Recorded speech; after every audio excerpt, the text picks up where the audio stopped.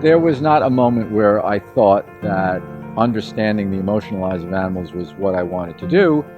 It was just always very obvious to me that other animals have emotional lives, that they have relationships, that they value their lives because they try very hard to stay alive.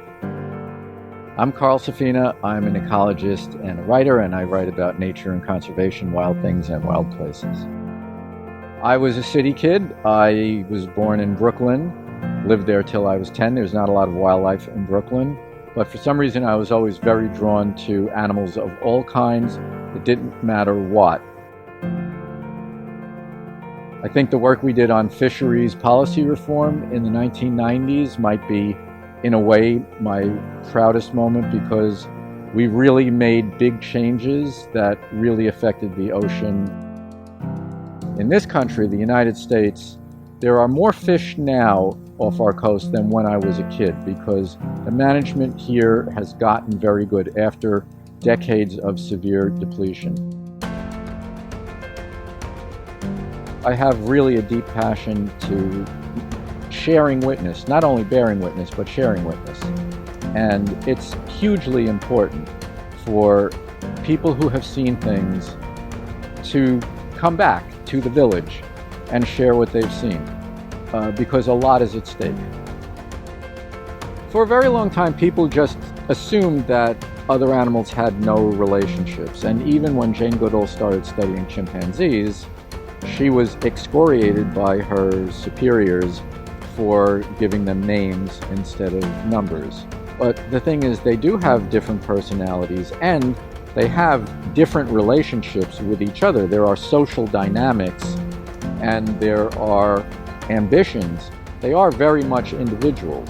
So whether you call them by their name or by their number, to recognize their individuality is crucial. To deny their individuality is simply mistaken.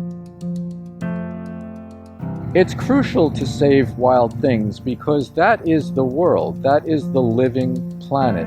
If you don't save wild things, you're letting the world die. It's totally fundamental and is a crime against creation.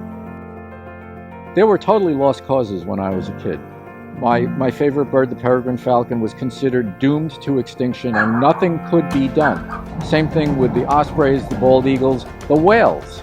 And all of them have had tremendous recoveries because a few people would not give up on them.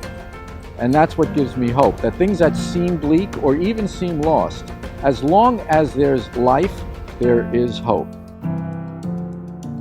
When I talk about the idea that facts alone won't save the world, it's because, quite honestly, people don't care too much about facts. They care about what they love. They care about how they feel, and that's what they act on. So facts may make you feel a certain way or not, but it's how you feel that is what motivates you to act. And so hearts can save the world, and hearts must save the living world, the natural world. When you are a writer, which I am, you mostly work alone in a room, and then your products just go out in the world, and in a way they're kind of like kids. They have their own relationships, but you don't get to know about most of them. And it's only through any recognition where people say what you do means something to me, that it continues to be worthwhile to sit in that room by yourself. So getting the recognition and getting the affirmation of this award really kind of means everything to me.